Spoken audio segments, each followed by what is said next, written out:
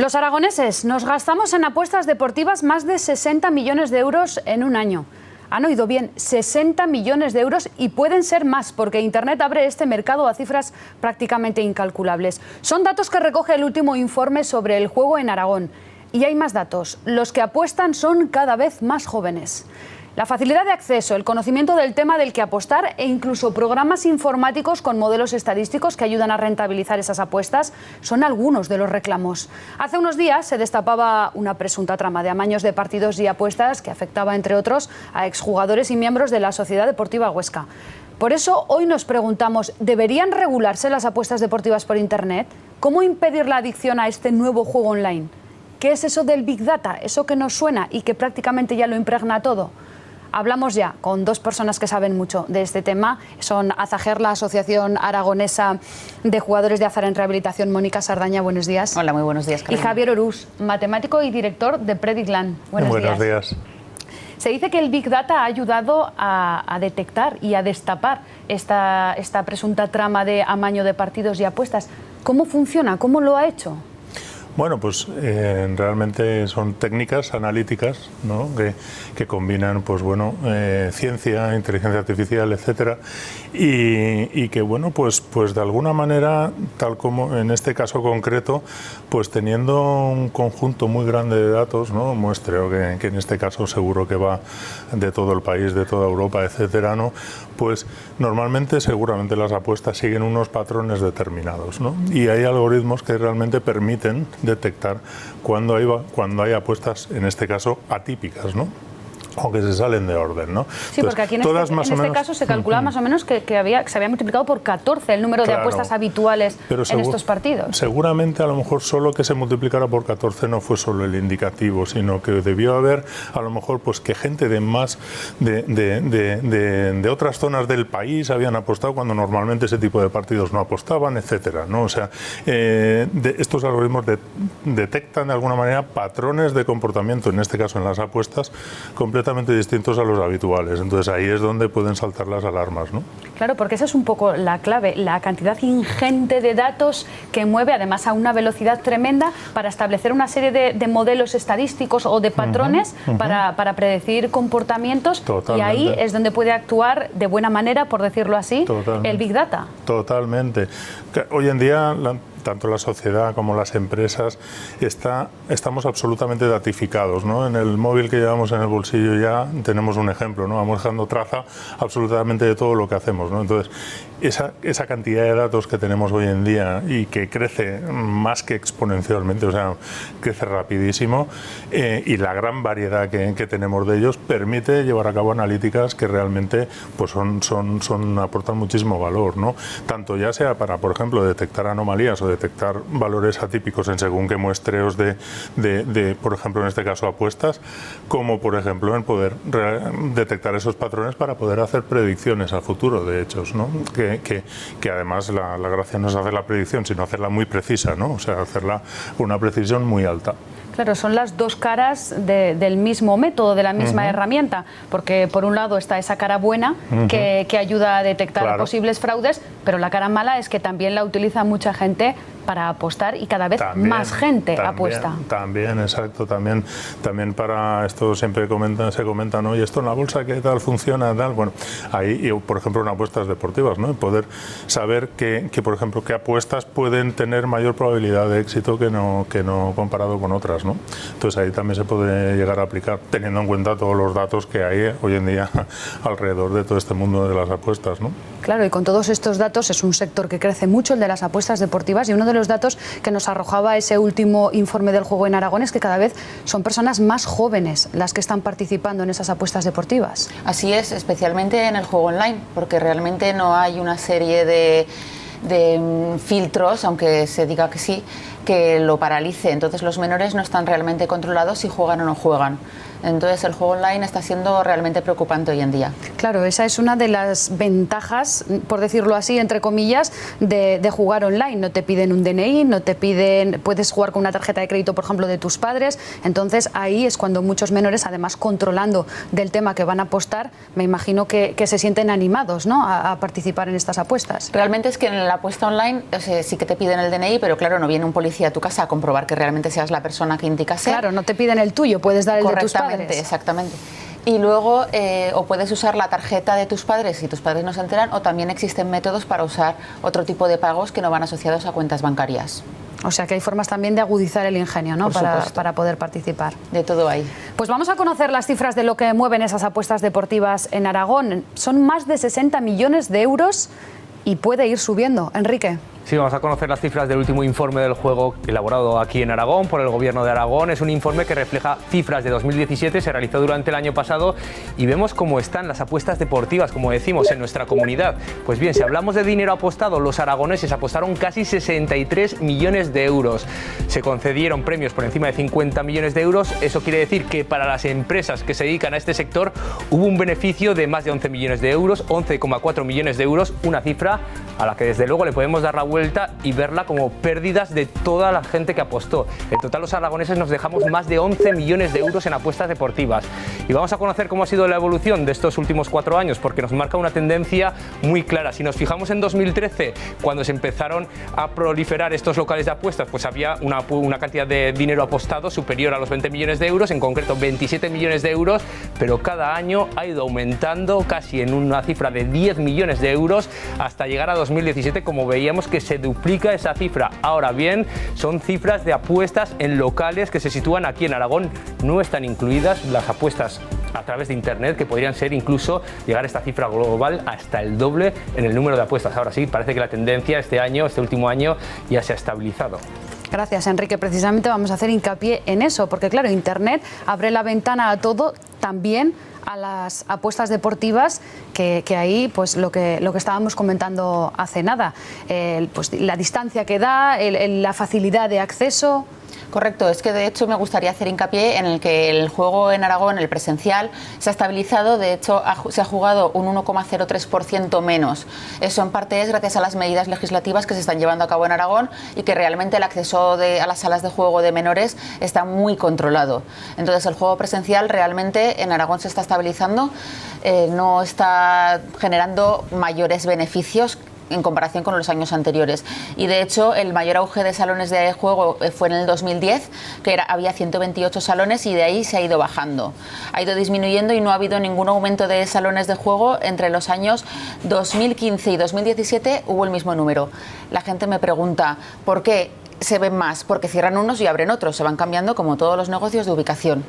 Pero sí que es cierto que el juego online, pues por ejemplo, en las cantidades jugadas en el año a 31 de diciembre del 2018, en las apuestas deportivas se habían jugado online casi 7.000 millones de euros, un 27,77% más que el año anterior.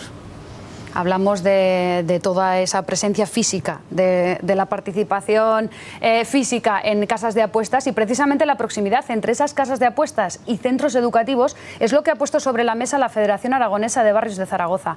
En el barrio de San José está nuestro compañero Enrique Sánchez. Enrique, buenos días. Allí mismo puedes comprobar la cercanía entre uno y otro.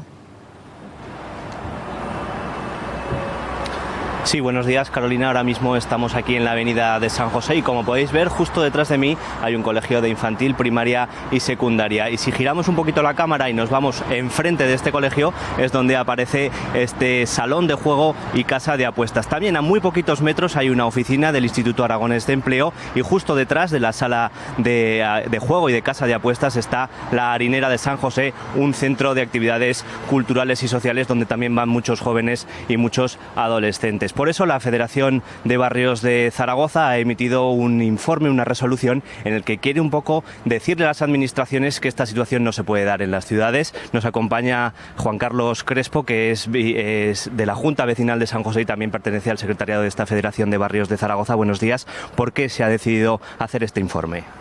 Bueno, aprobamos una resolución en el ámbito de la Federación de Barrios de Zaragoza, en concordancia con lo que se estaba produciendo en otras ciudades, e incluso esta resolución que nosotros aprobamos la llevamos a la Asamblea Nacional de la Confederación Asociaciones Estatales de Asociaciones de Vecinos. ¿Por qué?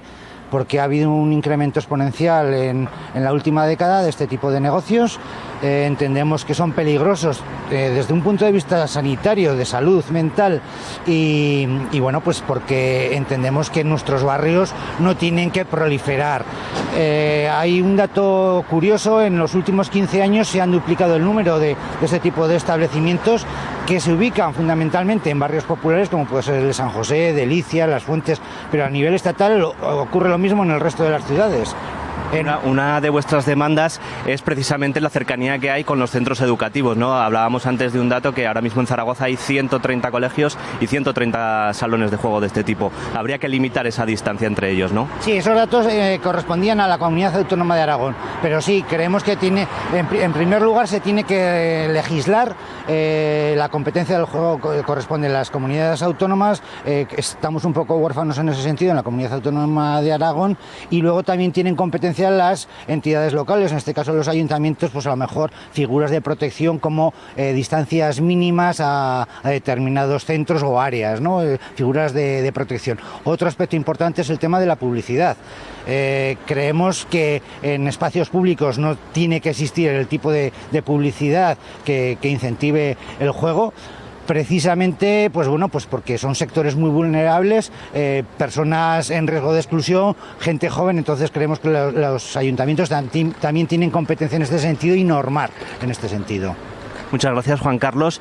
Todas estas demandas las recoge esa resolución de la Federación Aragonesa de Barrios y de Zaragoza, y lo que quieren hacer es evitar que aparezcan este tipo de establecimientos que fomentan, como decíais, la ludopatía cada vez a edades más tempranas.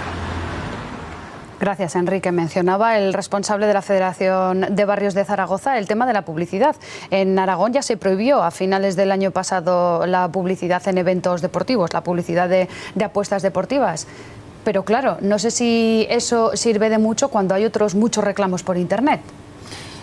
Sobre todo, además, porque en televisión, por ejemplo, sí que existe publicidad, pero existe publicidad del juego online. Es muy importante decir esto. ¿Por qué?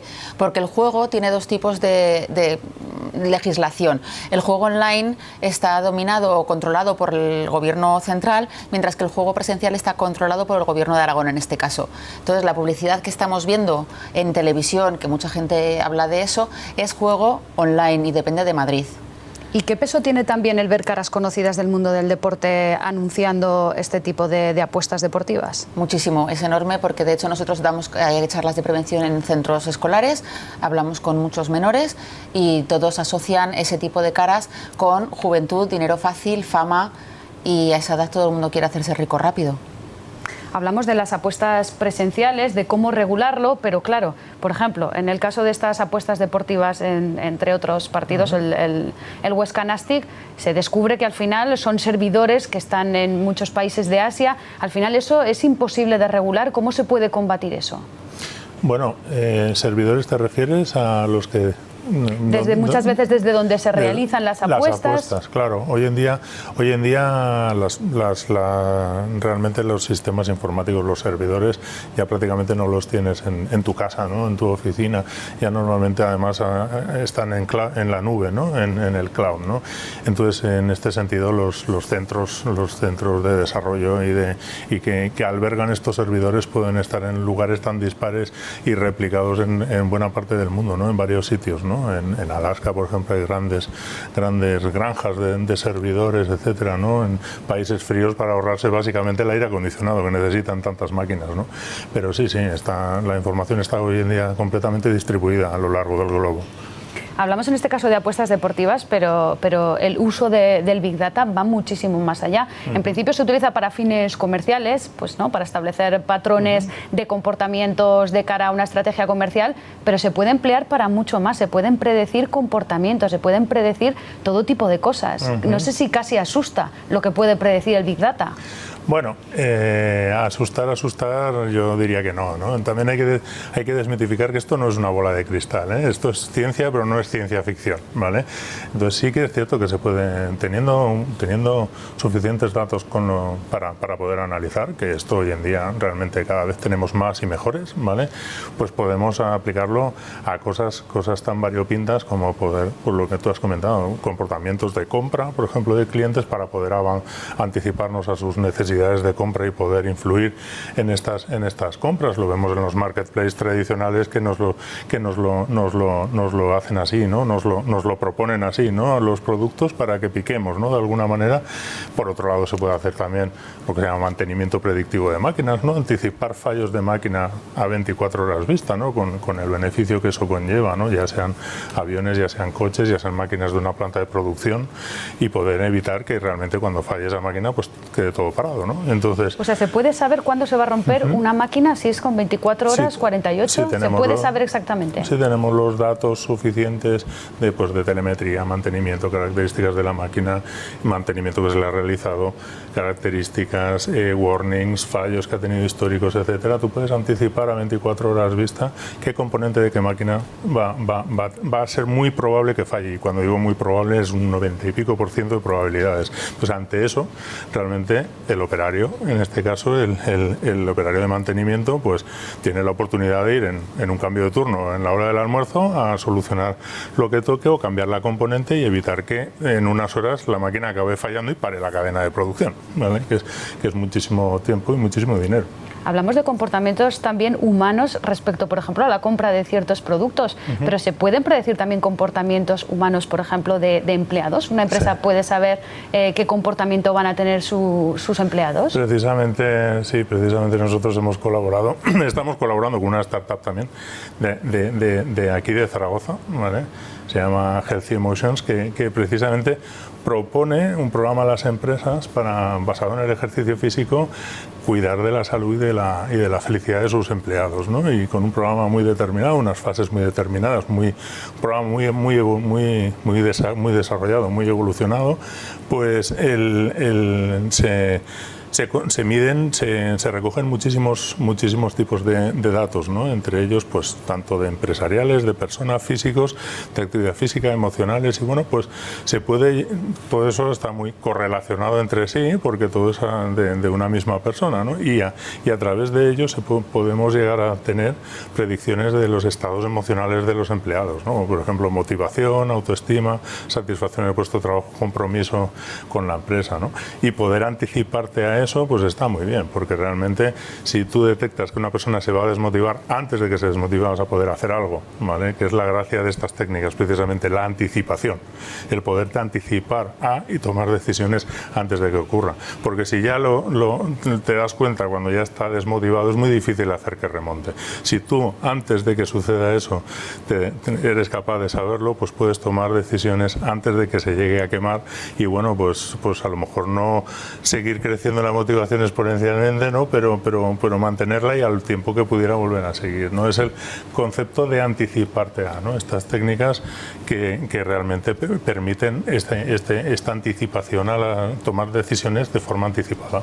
Y todo eso basado en datos también para hacer un poco de publicidad a la carta, que claro, es uno de los peros que se encuentran, me imagino, en la rehabilitación de personas adictas al juego, porque claro, cuando uno, por ejemplo, entra en su ordenador en una casa de apuestas online, ahí va dejando un rastro que al final la publicidad acaba ofreciéndole solo anuncios dedicados y orientados a ese tema en particular. Claro, ¿cómo se lucha contra esto? Pues nosotros con una serie de normas muy estrictas, pero claro, no podemos luchar o controlar si uno va a abrir su correo electrónico, qué tipo de publicidad le llega. Porque a mí personalmente, por ejemplo, me llega publicidad de lo último que he estado mirando a través en la página web del correo electrónico. Eso no lo podemos controlar. Confiamos en que nuestros tratamientos sean lo suficientemente efectivos como para que puedan hacer frente a todo ese tipo de situaciones. Eso, por ejemplo, se lo trasladan las personas que acuden a Zager, las dificultades que tienen para poder salir de esos hábitos. Hombre, sobre todo porque es que la sociedad en general no lo pone fácil, porque ellos, si aunque venga alguien con apuestas deportivas, no puede volver a jugar a juegos de azar. En general, estamos hablando también de quinielas, de lotería, de cualquier cosa así, y es muy fácil, tiene muy fácil acceso a ciertos juegos hoy en día. Igual que se inscriben en un registro para no poder acceder a bingos o casas de apuesta, no sé si también sería necesario una colaboración, por ejemplo, con grandes empresas que se dedican precisamente a rastrear los usos que tenemos en Internet para precisamente evitar este tipo de anuncios para personas que están intentando salir de esos hábitos. Desde luego se podría realizar determinados tipos de analítica para que todo esto para que estas campañas de prevención fueran muchísimo más efectivas, ¿no? Sobre todo de anticipación de, sobre todo también cifras y números, ¿no? De cómo va a ir esa evolución, dónde hay que poner el foco, ¿no? Y precisamente tener eso de antemano para poder intentar hacer los mejores planes preventivos posibles, ¿no? Una de las grandes razones de poder anticiparte es eso, en muchos casos prevenir, ¿no? O predecir es para prevenir, ¿no? Entonces, en este caso yo creo que aplicaría totalmente. ¿Qué es lo próximo que veremos el Big Data aplicarlo en qué sectores, en qué aspectos? Porque muchas veces los ciudadanos no pueden ser conscientes de toda la importancia y todos los datos que generamos y de los cuales se aprovechan algunas empresas. ¿Qué es lo próximo en lo que se va a meter el Big Data? Hoy en día yo diría que ya está metido en todo. En absolutamente todo. O sea, sectores empresariales aporta valor en todos los sectores empresariales y no solo en empresas grandes, pequeñas, medianas, procesos de negocio, simples, complejos. En la sociedad, pues 3/4 de lo mismo, ¿no? Cada vez estamos mucho más impregnados de esto, ¿no? Y de la inteligencia artificial que hay detrás del Big Data, ¿no? Que realmente, pues bueno, cuando ya estamos con cualquiera que estemos en el móvil, prácticamente es que el 99,9% de ellas ya tiene inteligencia artificial detrás, ¿no? Entonces, eso quiere decir que todos esos datos que estamos tratando con el móvil se están procesando por detrás para, en este caso, muchas veces fines comerciales, ¿no? Pues afinar lo que comentabais, ¿no? Hacer recomendaciones altamente efectivas de productos a tus clientes, ¿no? Cuando nos dicen descargarnos una aplicación, mira, es gratis, y te dice, tienes que dar permiso para que esta aplicación acceda a tus contactos, a tus fotos, a tus vídeos, no es gratis, se lo están cobrando con tus datos, eso es oro puro. Para las analíticas que se pueden realizar después. Saben tus gustos, si ven tus fotos saben tus gustos, si ven tus contactos saben con quién te relacionas. Quiero decir, el tema es que, bueno, estás dando ahí una cierta libertad pero que, bueno, por otro lado tampoco no es mala para ti si está bien usada, porque realmente te mejora la experiencia de uso de esa aplicación. O sea, te propone cosas que realmente te apetecen, ¿vale?